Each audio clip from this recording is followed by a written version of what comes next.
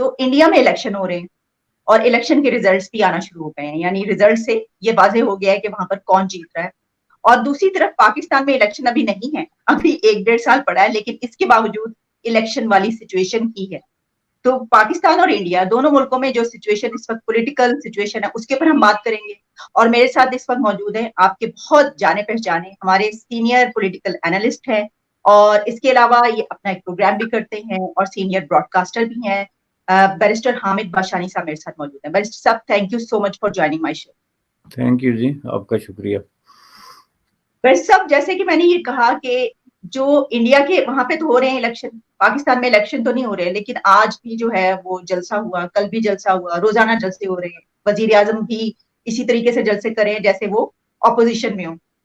तो हम बात का आगाज किए लेते हैं इंडिया के इलेक्शन से, और उसके बाद फिर हम जब पाकिस्तान की तरफ आएंगे तो हम ये भी बात करेंगे कि एक वो जो मिसाइल का सिलसिला हुआ है, उस तरफ से एक मिसाइल इस तरफ आया, और अब इंडिया की तरफ से उसके ऊपर एक स्टेटमेंट भी आ गई है। डिफेंस ऑफ मिनिस्ट्री जो इंडिया की है उनकी तरफ से ये कहा गया है कि ड्यू टू एरर और मॉल फंक्शन ये हुआ और इस तरफ एक मिसाइल आकर गिरा है, जिसको उन्होंने रिग्रेट किया है और उसके ऊपर एक इंक्वायरी भी कंडक्ट करें।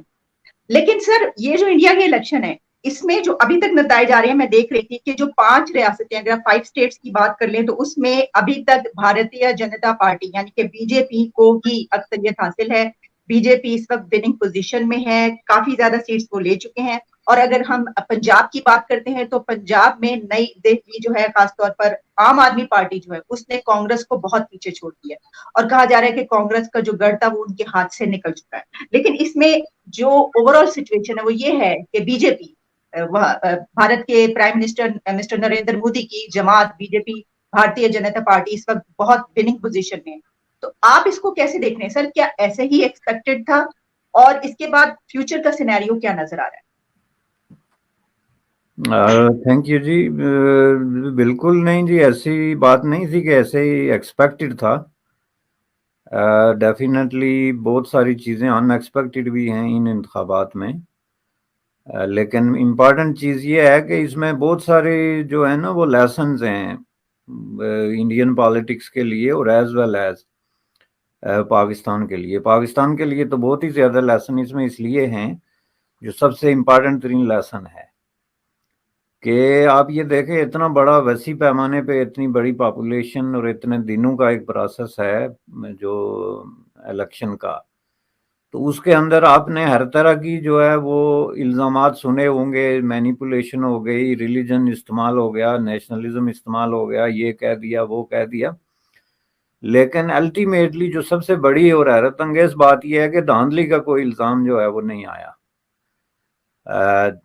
कोई काबिल जिक्र इल्ज़ाम, जो कि इस बात की बहुत बड़ी निशानी है कि इंडियन डेमोक्रेसी जो है वो कितनी मजबूती से अपनी जड़ें बना चुकी है। और इस हवाले से जो है वो जाहिर है देखने की ज़रूरत है कि किस तरह जो है वो उस डेमोक्रेसी की जो भी मैकानिज़्म है उसको समझा जा सकता है और उसको उससे इस्तेफादा किया जा सकता है। ये तो एक ज़िमनी बात हो गई। लेकिन इन इलेक्शन में बहुत सारे नताज जो हैं वो हैरत अंगेज़ भी हैं। बाज़ ऐसी जगहों पे भी बीजेपी जीत गई है जहाँ पे लोग उसको तवक्को नहीं कर रहे थे। वो ये समझ रहे थे कि इस दफ़ा जो है वो इस तरह की सिचुएशन बन रही है कि मुमकिन है बाज़ जगहों पे वो ना जीत सकें। लेकिन जिस तरह के अभी जो है वो राहुल गांधी ने एक्सेप्ट किया है, कल ही मेरे ख्याल में मैंने उसका ट्वीट देखा था, जिसमें उसने 2 चीज़ें जो हैं वो इस्तेमाल की हैं कि मैं जो हम्बली जो है इलेक्शन के नताज को एक्सेप्ट करता हूँ, और इलेक्शन के नताज को उसने पीपल्स वर्डिक्ट कहा है। तो पीपल्स वर्डिक्ट जो है इसमें यही वही बात आप कह दें कि देखें ये इतने कांग्रेस इतनी बड़ी पार्टी रही है और इतने बड़े पैमाने पे कांग्रेस को एक कंपीटिंग किस्म की फोर्स समझा जाता था।